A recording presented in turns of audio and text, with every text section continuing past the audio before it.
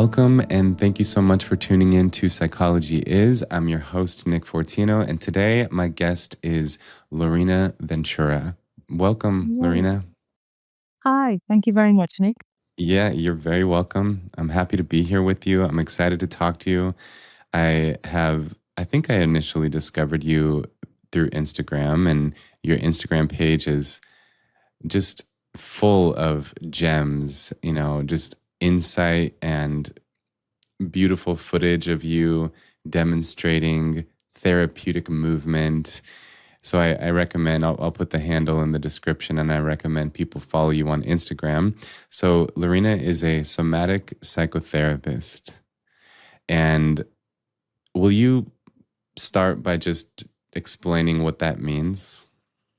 Yes. Oh God, it takes me back to my nearly 20 years of experience and journey. Um, what is a somatic psychotherapist? What do I do? So pretty much help people towards finding out who they really are beyond the constraints of what they think they are. And what does that mean? That often we might mistake our own coping mechanisms for identity. And what I do in my sessions is a journey within where we peel those layers of what we are not, layers of hurt that generate behavior that often we later on might regret having, or that even if we don't realize that we would rather not have that response, it's still Mm, behavior that hurts ourselves and others.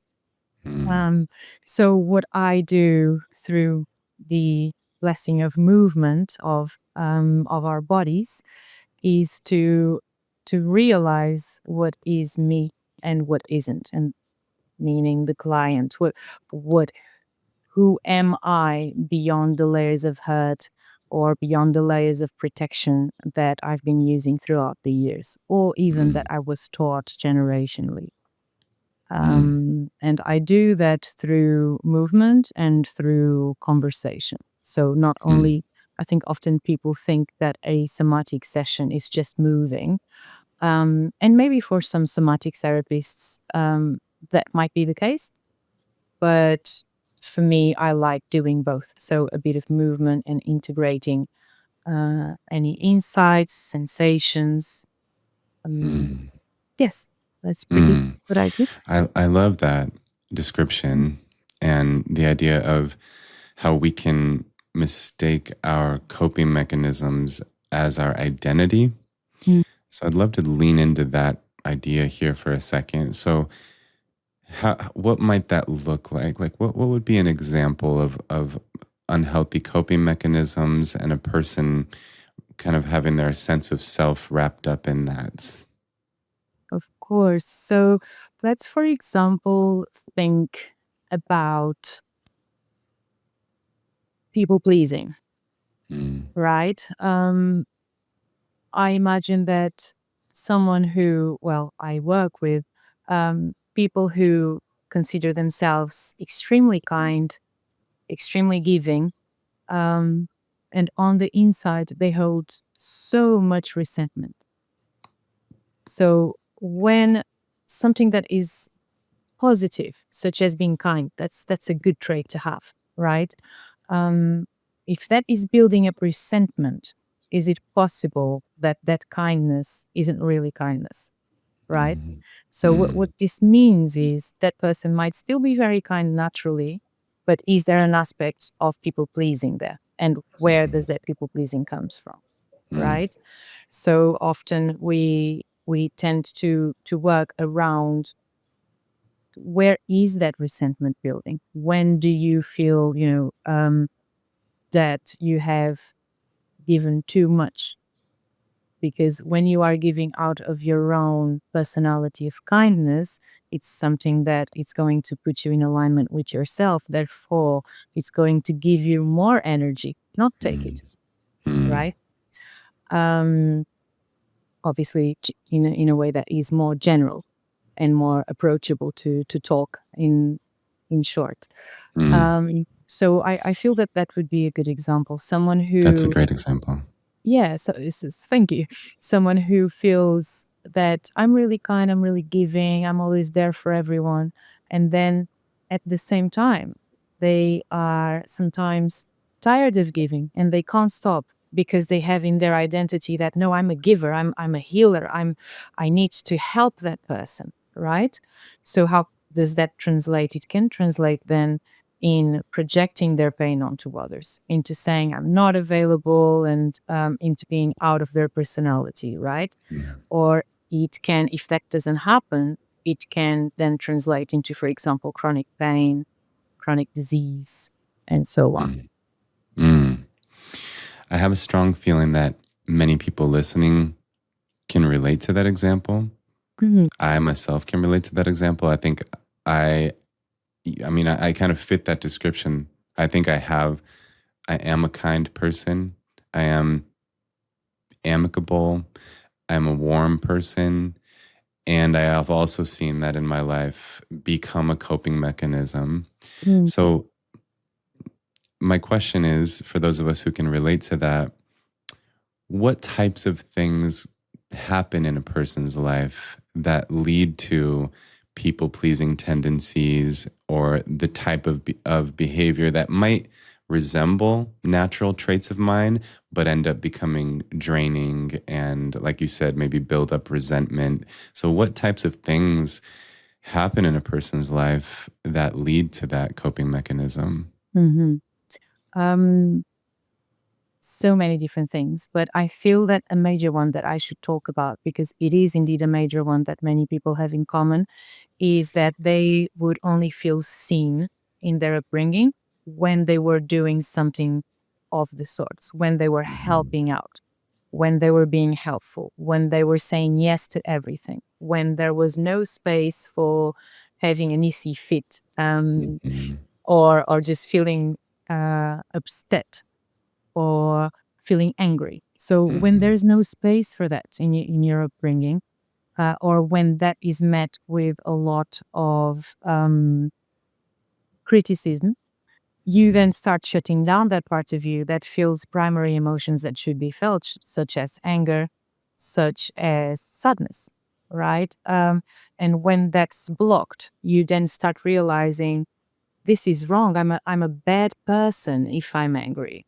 I can't I can't cry because when I cry, my mom, my caregiver, feels upset, and so on. I can't be angry. I can't communicate my boundaries. If my mom says, go and hug that uncle that I don't want to hug, if I say I don't want to hug, everyone will be looking at me and will be feeling mhm, very upset at me. And that means that me as a little girl will have to hug that uncle. mhm, So you learn these things. These are just obviously small examples, and it really depends on your upbringing sometimes, and the way people see you being a child, which is often misbehaving, or mhm, saying no to things, and how that should be welcome and worked on, worked through, and mhm, taught how to deal with these things. But instead, many of us had no space for that. And we were only loved and seen, or we only felt loved. We only felt seen when we were doing the right thing every time. And mhm, that can definitely create the idea of, because then you are behaving well, and someone is saying, oh my God, you're so kind. mhm, You are being so good, such a good boy, such a good girl, right? And you hear those things, it gets imprinted in your brain. I'm kind, I'm kind, I'm kind. Even if this feels forceful, even if I mhm, didn't want to do this, um, I'm kind. So that's a good thing. And it immediately gets imprinted in your memory because it has a big emotion to it, right? Your memory is associated with your emotion. mhm, So you will memorize things that bring strong emotions. And that emotion of acceptance for a child is so important, one of the most important, sometimes even more, according to some scientific studies, even more important than eating, right? mhm, And there are really lots of psychology studies on that, that people will prefer to feel cared for and held than to actually go and grab some food from mhm, um, a doll that is made of metal. There's a study there. I can't remember the scientist, but yeah. Yeah, I'm familiar with one such study. I'm sure there are more than this, but if anyone wants to look it up, they could type in Harlow's monkeys, and there's an experiment demonstrating exactly what you're describing. Well, thank you for that explanation. It makes perfect sense. I would love to pay some attention now to the question of why is it so important to incorporate the body into Mm. therapy? Why is it so important to incorporate physical sensation? So that's my first question before we start talking about maybe some of the techniques for accessing the body and understanding its signals. First, why is it so important to incorporate the body into therapy? Mhm. So let's think about how do we learn and how do we change, right? Um, our brain loves working as one, loves working from your cerebellum to the prefrontal. The Mm, more you are, for example, when you are playing, when you're happy, when you are in joy, your brain is firing all over. And it's something that creates a lot of integration, right? So when we are introducing the body, the experience to a learning or to a change, you are creating those, let's say, fireworks in the brain in mhm, terms of synchronicity and in terms of neuronal connections, mm, right? So when you are just looking at something, you are using one sense. You are just using your eyes. When you are looking at something and listening, it creates a better understanding of things. That's why everyone prefers videos, loves podcasts, right? mhm, Because there are more sensory inputs at play.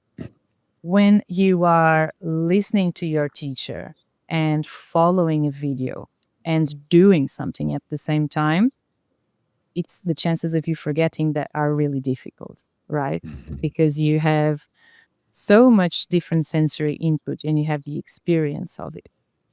So mm, I'm no neuroscientist, but from what I know and from what I gathered, even in uni, we many times talk about the importance of the sensory input and of the experience, um, which then explains why you can read a book and still feel that it wasn't enough, that you haven't changed. But then mm, if you experience something and if you have someone going through a workshop with you, it feels completely different. You mhm, feel more capable of doing that thing or creating that change. So a learning or a change that is embodied has higher chances, definitely much higher chances than being imprinted in your system than something that is just seen or heard. mm. Yes. That And then makes also, sense. yeah, there's also more in the sense of what goes bottom up, right? The kind of information that goes from the body to the brain has much more strength in terms of your neuronal changes when you're learning than something that only stays in the brain, if that makes Mm, sense. mm, So that's why somatics is a very effective bottom up approach. mm. I find that to be true myself. I noticed that you are, certified to teach yoga along with your master's degree, and Hmm. we have that in common. Practicing yoga, teaching yoga has been a big part of my life for the past 13 years or so. So I'm very, you know, I can relate to this. I can draw upon my own experience to kind of verify the truth of this. Hmm. And I think it's not easy for people to understand. It's not necessarily intuitive, this idea that, like you said earlier, certain traumas or pain from the past, even if they are psychological in nature, can manifest as chronic pain or tension in the body. So, can you just speak to this idea that things that are happening essentially like in the mind or in our experience, in our memory, can manifest in the body? How does Hmm. that work? Yes. And they may manifest in the mind or even not in the mind and still Mm, manifest in the body, true. which happens a lot. So you're asking about the process of having what we can call trauma stored in the body, having memory access to it or not, and how does that Yes, happen, correct? exactly. It's a Okay. good point too. Before you launch into it, I'll just emphasize what you just pointed out, that sometimes we don't actually have conscious access to the mental material, the memory itself, and we only feel it in the body. And in those cases, I can imagine it would be mysterious to the individual why it is they're feeling the ailments they're feeling in their body. So sometimes it's a great point that you're making, that it's not obvious that what's manifesting in the body is originating in the mind. Mhm. So anyway, I just wanted to highlight that, but please go on. Of course, there are many different theories about it, right? And I always recommend hearing about things in more depth. So, from actual neuroscientists, and where you can definitely understand those things at a depth that I personally don't have the knowledge to explain. But what I do have the knowledge to explain, and what I've seen and I have healed, is that cyclical process of I must brace for danger. Okay. Mm, And that's what trauma can create. When you are in a traumatic situation, and you feel that you don't have any agency over it, that you wanted to be able to fight and you weren't able to, or that you wanted to be able to run away, you weren't able to, or that your system entered freeze, and so on, it creates a cycle of the idea of danger that isn't met with the idea of reactiveness. And many mm, studies say that actually, for people who felt some agency during the traumatic accident or moment, the chances of them having PTSD later on or CPTSD are lower than for people who unfortunately couldn't react. Okay, so it says that trauma is that cycle that wasn't finished, it wasn't completed, it wasn't met, which relates to the idea of motion, movement, body, and emotion, right? The word per se says emotion. When you experience an emotion, you should move through it, you should express it, you mm. should behave it. And this, in the sense, I know that I'm making up English right now, which is something that I No. love doing. You should express it through behavior. Mm, Um, so what this means is that when you are stuck in that moment, your body is saying this is a massive, massive danger that you are not reacting towards, and therefore I need to keep you on a state of high alert. mm, Okay, so it creates that cycle, and it goes down to the body. Usually, let's say the psoas muscle or around this area, or it depends on the kind of trauma, it depends on the body, it depends on many different things.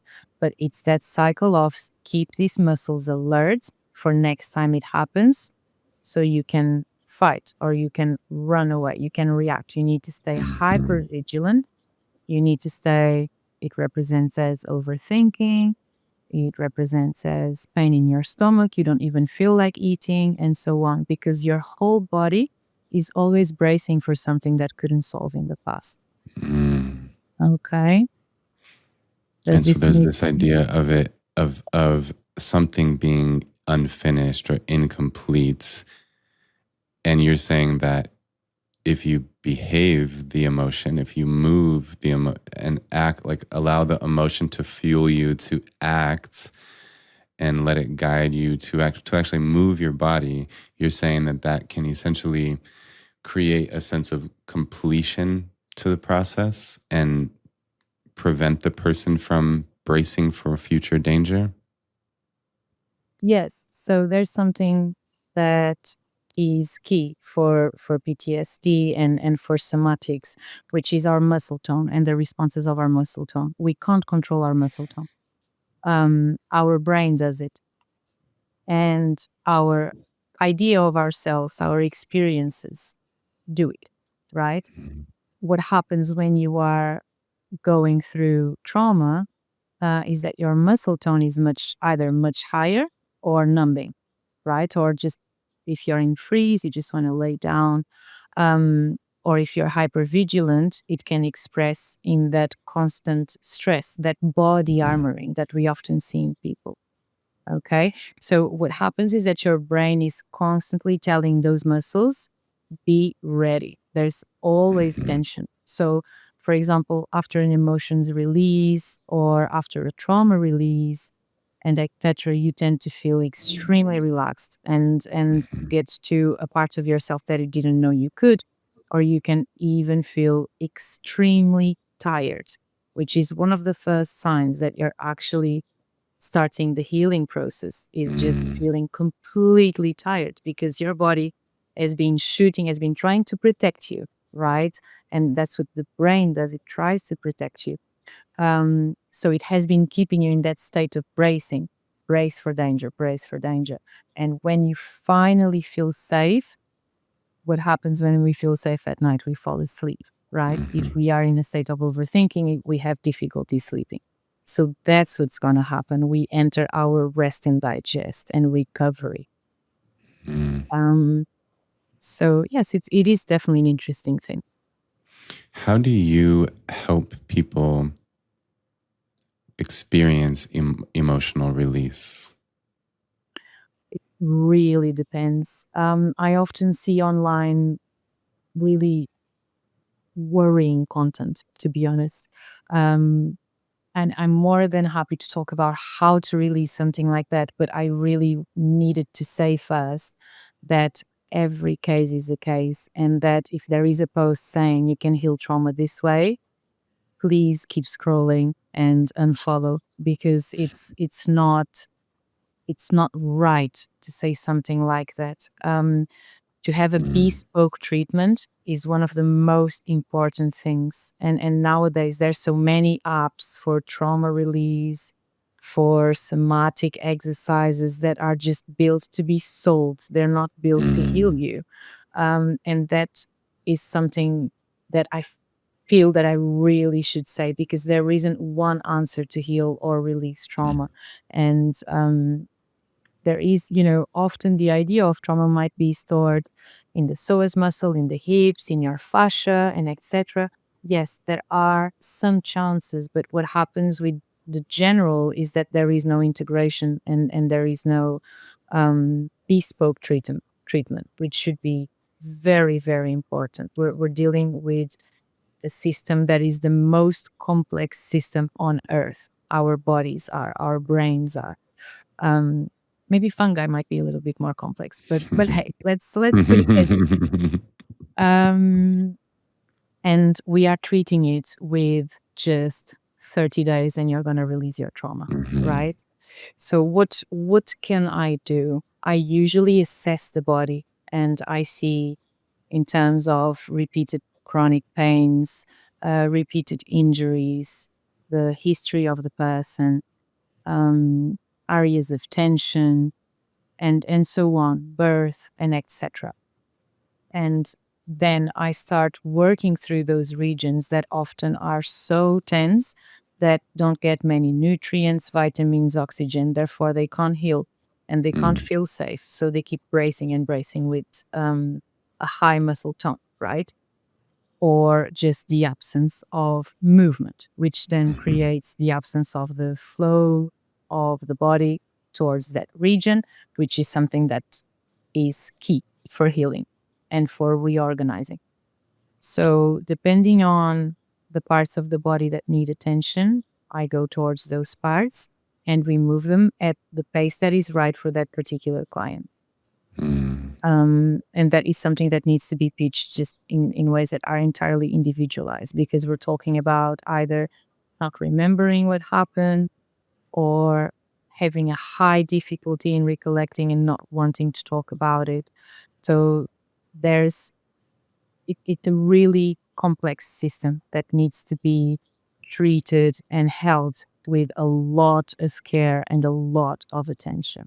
mm, Um, So yes, we look into the body first, we look at the history, and we also look at what's happening around. Because if that person is, for example, experiencing has experienced trauma in the past and now has relations that are triggering that trauma. So that also needs to be changed or removed somehow, right? Because there is no point in trying to heal something if that something is still happening just in a different Right. way, which can often happen, Mm. right?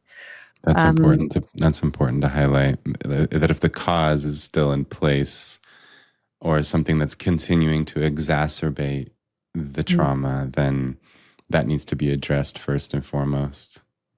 yes, exactly. So it's really important to look at the person as holistically as possible in all possible layers, and also with the condition of, do you feel stressed in regards of paying for food? Can you do your food shopping safely?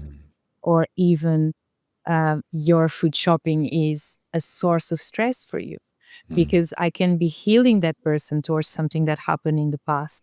But if they feel unsafe nowadays in the state of the world, how it is right now, um, it can't be as successful. And this is super heartbreaking. It's something that often also therapists maybe might, now it's increasing. I see more and more people talking about it, but the impacts of what's happening in your life, in your relations, what is worrying you right now, what is keeping you right now in the state of fight or flight, not just what happened and kept you there. I'm curious if there's something I've heard, and I want to know if you think if it's real, if you've witnessed this, or if it's somewhat of a myth.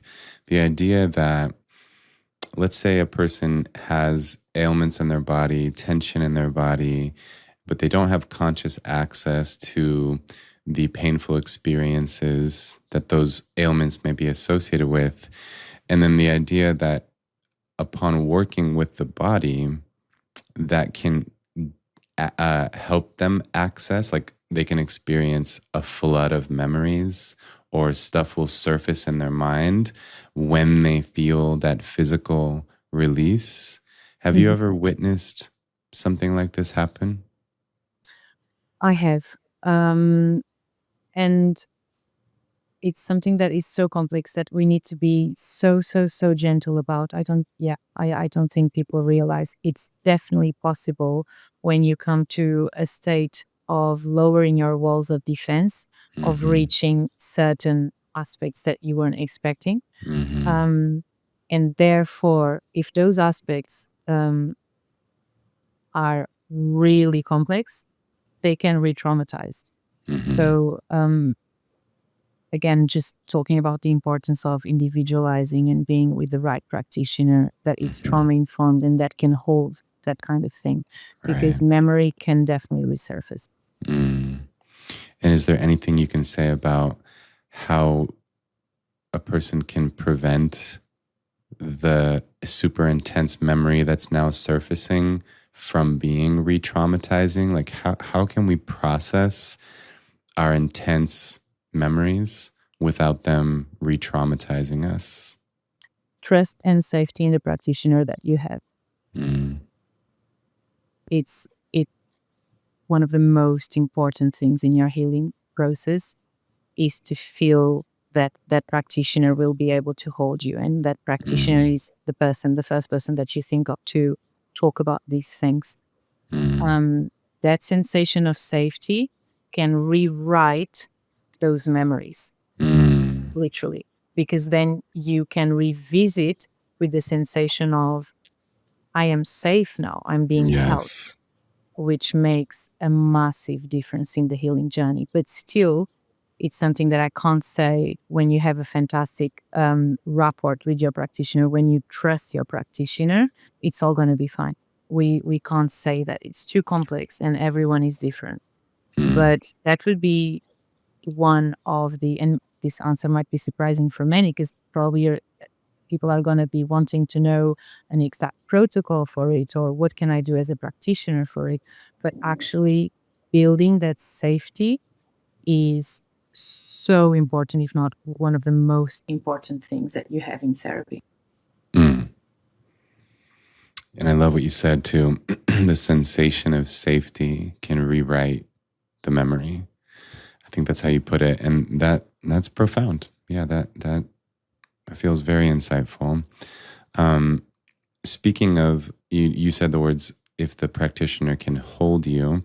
And I know that when you said that just now, you meant that metaphorically for the most part, like hold space for you. But I also have heard you talk about co regulation and the importance of cuddling, the importance of physical touch, the importance of processing emotions with the physical presence of somebody else and co-regulating. So I'm wondering if you can, I guess it's a two-part question. One is just in general, you know, how can people co-regulate? Like, what do you mean by that? And then also as a practitioner, how much are you literally holding people and being Mhm. and putting being hands-on? Mhm. Yes. Um, Very interesting one because obviously for a therapist, there's so much that you need to work on ethically and in terms of consent and what you feel comfortable with, first of all. Because if you are doing something that the client consents but you don't feel comfortable, don't do it. Right. And that's something, if we talk about the therapist first, it even depends on the country. Because I have practiced in Portugal where you can hug someone and you can say goodbye, kisses and hugs to that Mm-hmm. person. Mm-hmm. And then in the UK, I don't do that. Right. Mm-hmm. So it really, it's something that it really depends. And you need to be honest, firstly, with yourself and know yourself well and your limits. And obviously the voice of the client. Um, when we take the therapist out of the equation, co-regulation in a sense of touch is so comforting and healing and important because we are mammals. And nowadays, the idea of a hug, of proximity, of holding hands, it's all being taken towards relationships or being really close. And Mm-hmm. that is completely wrong because to if you're lucky enough to go to a safari, you're gonna be seeing, animals just laying down in the sun, everyone just Mm-hmm. uh, being close to each other, right? And if you think about that, it's really interesting how much we have lost in terms of connection to other connection that doesn't necessarily need to be sexual, and how hurtful that might be for our mental health and even for our physical health, right? It's not by chance that hugging someone for more than 20, 30 seconds, I don't know very well, but hugging someone for a long time releases hormones that are so good and so healthy for you.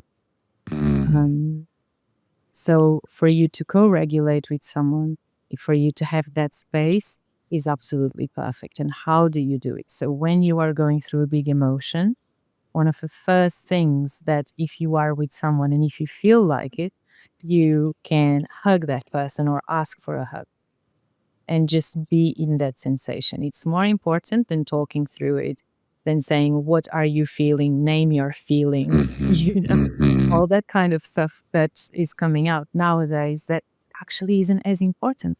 Sometimes all that we need is quietness and a hug, right? And another one that I would say is very important for co-regulation and touch is the motion of swaying.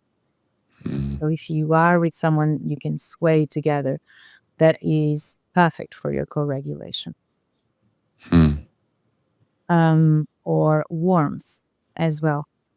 Even if you're by yourself, it's not co-regulation, but you can even grab a hot water bottle and hug it or have a warm shower, and it's definitely going to make you feel cozy and better and accept, let those emotions relax and ease into that feeling, let it out, let it be Mm-hmm. in a way that feels safe and warm.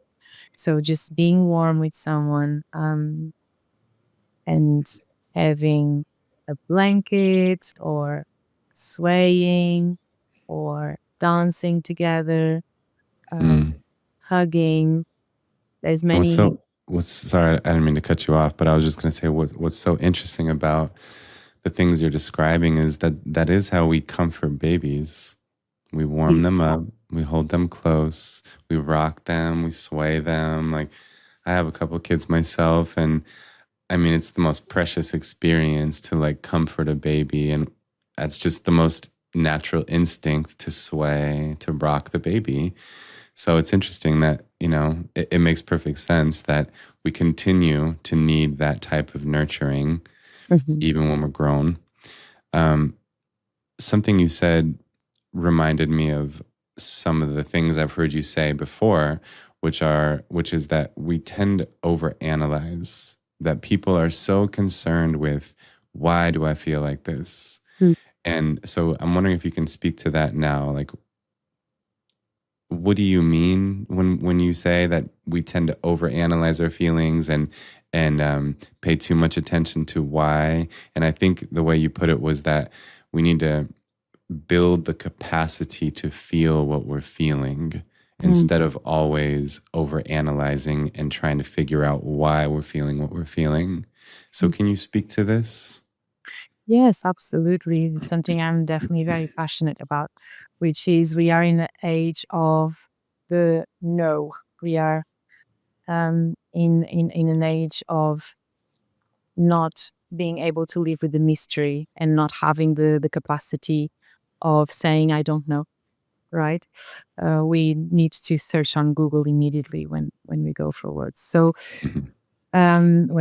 when we have questions. So what happens when you are in that state, in celebrating your capacities, your cognition, is forgetting the importance of the experience. So there are so many books that connect. If you have this past, this is going to happen, and if this happens, you're going to be anxiously attached, and so on. That people who are seeking help, they are going to look at that as the answer, right? They are so used to looking at reading things for an answer nowadays, and not being able to live with the sensation. We weren't even taught how to live with the sensation. So we're going to Mhm. do the first thing that we know. What that creates is the unfinished cycle that I was talking about that can also happen in cycles of overthinking, because you can't move away from the fact that um, someone in the past was always shouting at you, and nowadays if someone feels upset with you, you immediately feel triggered. Mhm. You know that, but that somehow doesn't change anything, right? The fact that you know that is just going to say, I can't be next to anyone who's feeling upset. And that isn't possible. Right. At some point, we're going to be going through those emotions, right?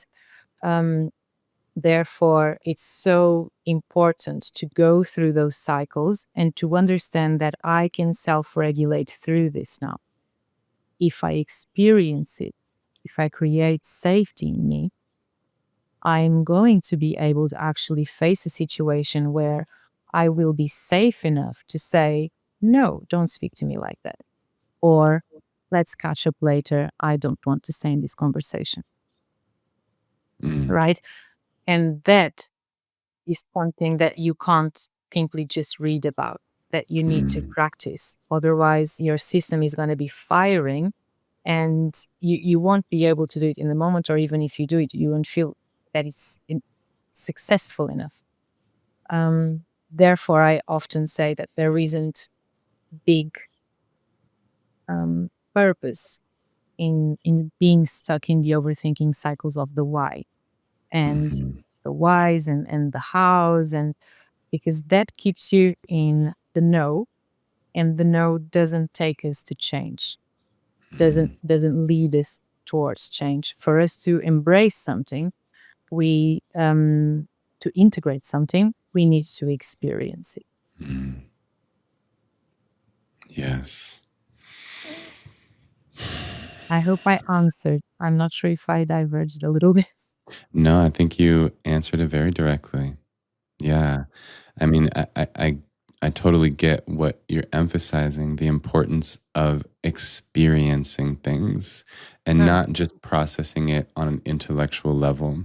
And I yes. think this is the very fair criticism of any type of therapy that only focuses on talking about things. Mm. I agree with you, and I appreciate that there's a place for talking about things. We don't want to swing too far in the other direction and never process things like intellectually, because there's a place for that.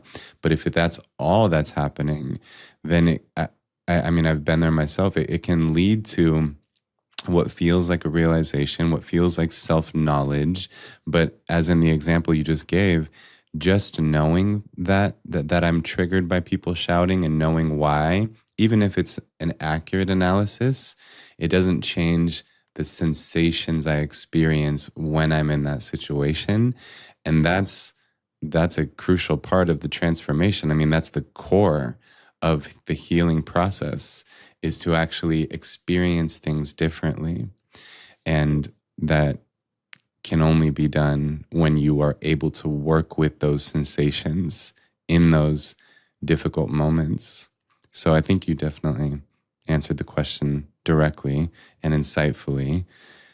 There's another, speaking of your insight, there's something else that you once said that I wanted to ask you about, which is, I think I remember the quote. We live in a society that prioritizes profit and efficiency instead of humanity, well-being, and health.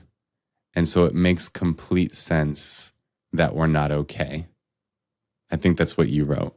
And I completely agree with that. I mean, this is one of my main criticisms of the world of mental health nowadays, is that we pathologize the reactions that people are having to a problematic world, when the reactions that they're having actually make perfect sense given how problematic the world is. Mm. And it is so unfair to make the person feel like there's something wrong with them when their response is actually quite appropriate to the conditions, to the environment we live in.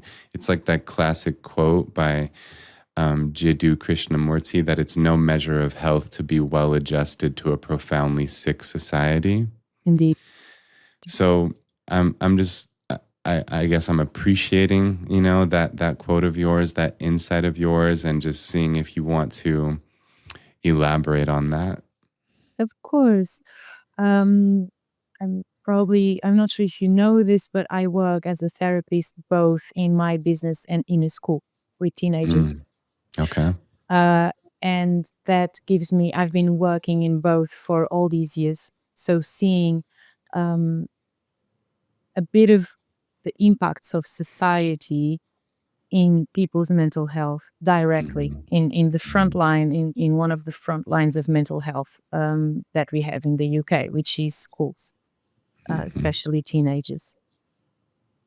So in there, you are fighting a battle that is sometimes more against the priorities of the governments than actually that that is towards, how can I put this? You feel that when you're working in a school, you are more fighting against the government than mm, actually any other sort of fight. mm, And that feels sometimes so unfair because you need that help to be quicker. You need the funds to be bigger. And you feel that you don't have enough hands to reach. And it's an ongoing feeling that us in school, I feel that when we are working in school, all of us, not only practitioners, but teachers and etc., we are all doing daily miracles there because we are putting children through a system that is so stressful, so repetitive, that turns them into squares and that forces them to stay for hours and hours paying attention, going against our human nature constantly, right? mhm, And expecting for that to go well. mhm, So when we actually get those kids through school successfully, I would say that that's a miracle. You know, the impacts of society in our mental health, the the institutional trauma that many of us go through just by being born out of privilege is massive, massive, massive. And the vicarious trauma of the people who are working around or living around is also massive. So the fact that you are witnessing, you're trying to help and you can't because it feels like it's a lost battle. We are going against systems that, as you were saying, as we talked about, are made for profit and efficiency, not for humans.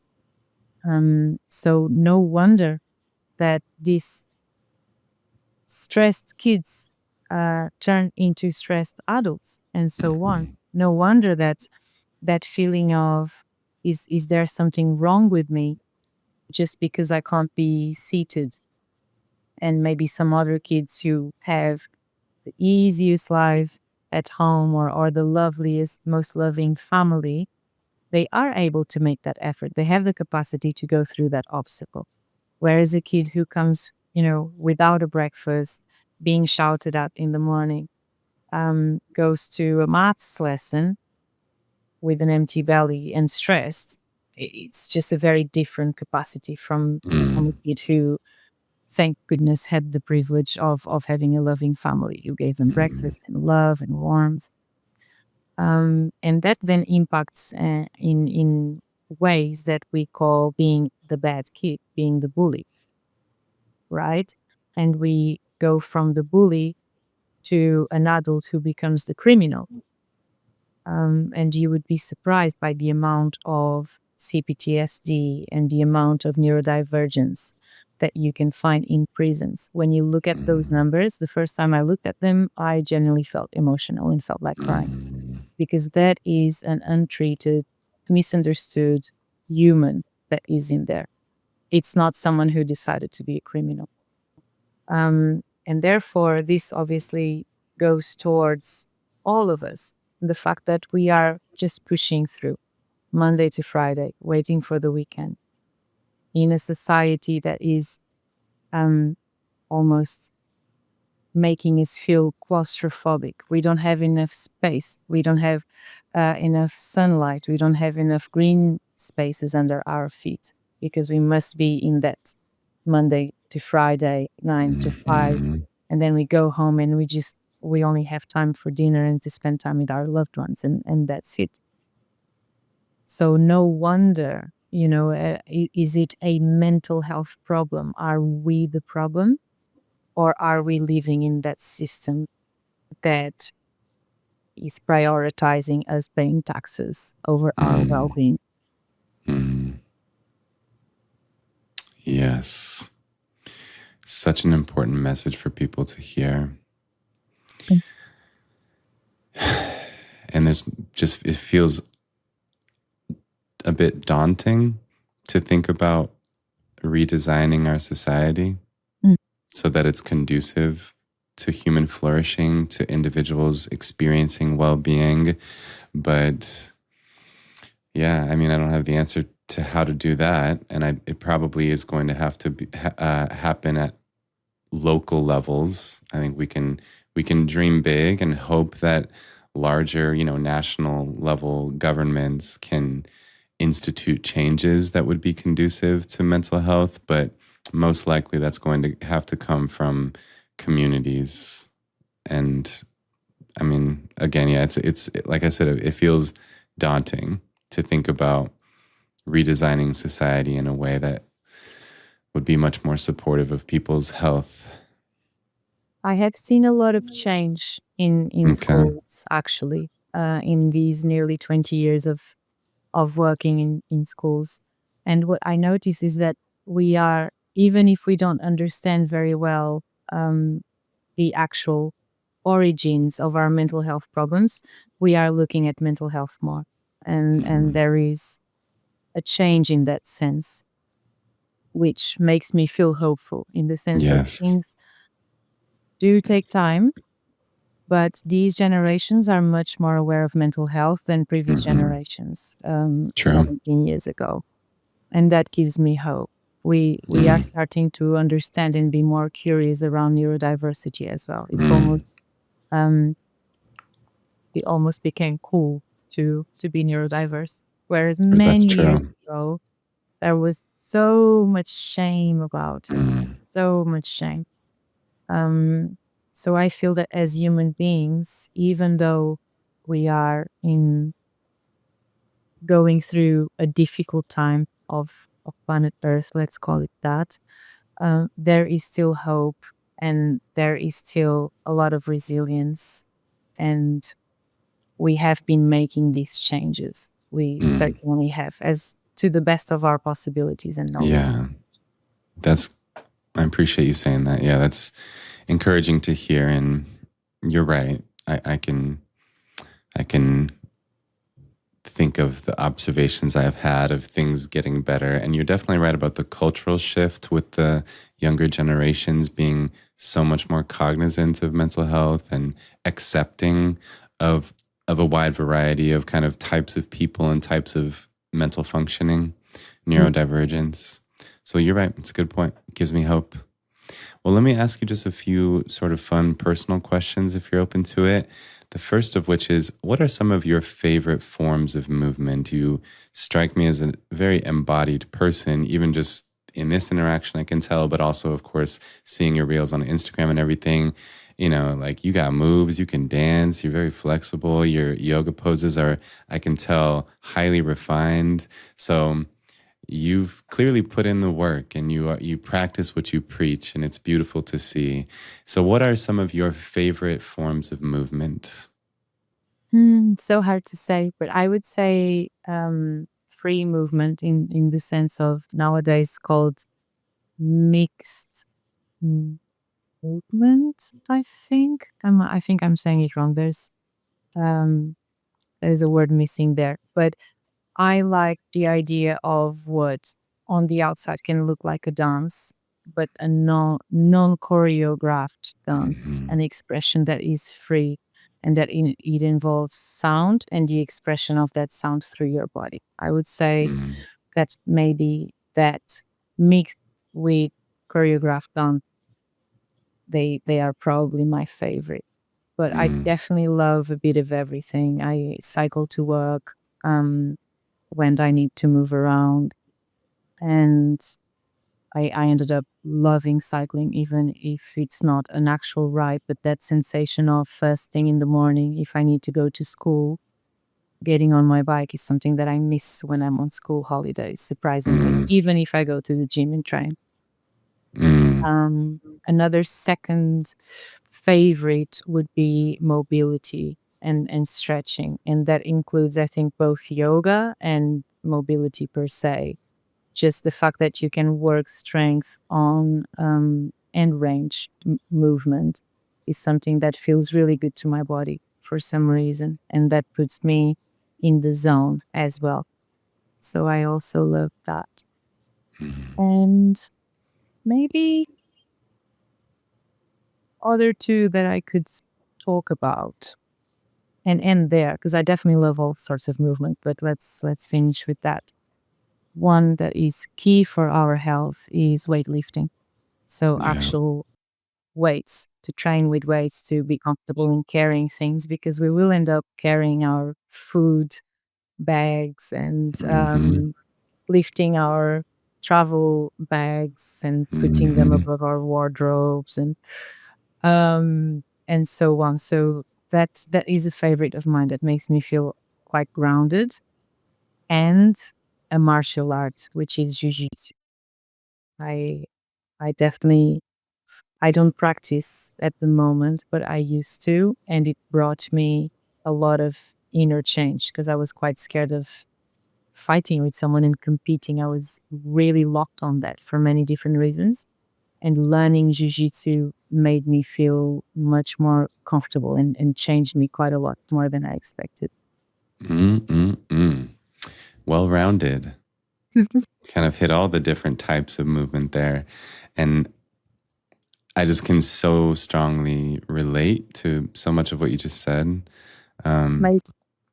as just, yeah, as someone, I've always loved movement myself. It's always come very naturally to me. I've always been involved in sports. I've, even it was really meaningful. Before I became a psychologist, I was a personal trainer, and that was really fun. It's actually a big part of why I became a psychologist was that experience of for many years spending that one-on-one time with people, teaching them how to move their body, teaching them how to be aware of their body, aware of their posture, and be more coordinated and everything, and to witness the changes in their confidence, the Mhm. changes in their whole sense of self that can come with that was extremely inspiring and a big reason that I started a graduate program in psychology. And I think that there's just many people who are underestimating the detrimental effects of their very sedentary, disembodied lifestyle. And I just think that if a person is feeling depressed or anxious or any type of feelings like that, and they're not moving their body regularly, my message would be look no further. That is the first thing we should do. That would be the first change to make. Absolutely. And and then see what kind of problems persist once you've really built a habit of moving. And I think often when many people think of the prospect of like exercising, they images populate in their mind of like walking on a treadmill in a gym and feeling like people are looking at them, and they're very resistant to that. And while that can be fun to walk on a treadmill in a gym for some people, I think we want to really expand the idea of what we mean by move and let it be free, let it be fun, Mm. let it be stimulating in all the right ways. But the key is get the blood flowing and be aware of your body and move and enjoy your body. And then just I think the don't underestimate the benefits that would come from that because they are tremendous and reach into kind of every area of our life. Absolutely. I could not agree more. Mm.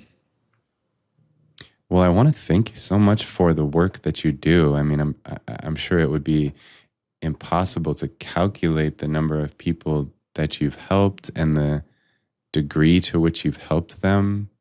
You're just an incredibly positive force in the world, Lorena. Thank you. That means a lot to me, Nick. Honestly, I wasn't expecting to hear something so lovely. It really touched my heart. Thank you. You're welcome. And I'm glad to introduce you to the Psychology Is audience. So, as I said in the beginning of this conversation, I hope everyone listening connects with you on social media so that they can continue to learn from you and be inspired by you. And thank you so much for your time today. This was a great conversation. It really was. And feel free to invite me again anytime. It was lovely, Okay. lovely to All speak right, to then. you and your understanding of things. I feel that we're so much in alignment. Mm, I'm really, really grateful. It was a lovely talk. Thank you very much. mm. All right. Well, let's stay connected. And thank you to the Psychology Is audience. Glad you watched the whole conversation. Until next time.